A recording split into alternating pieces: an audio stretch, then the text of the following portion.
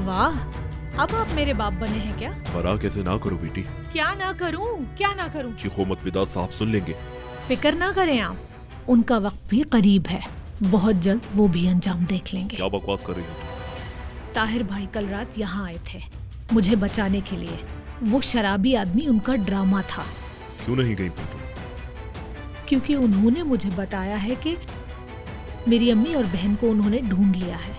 क्या? कहाँ ढूंढा है? मुझे क्या पता, बस ढूंढ लिया है कहीं पे।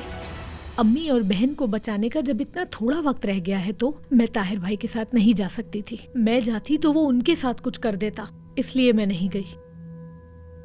बेटी, मेरी अम्मी और बहन मिल जाएं एक बार, फिर मुझे अपनी कोई परवाह नहीं। आफरीन है, बहुत बहादुर लड़की हो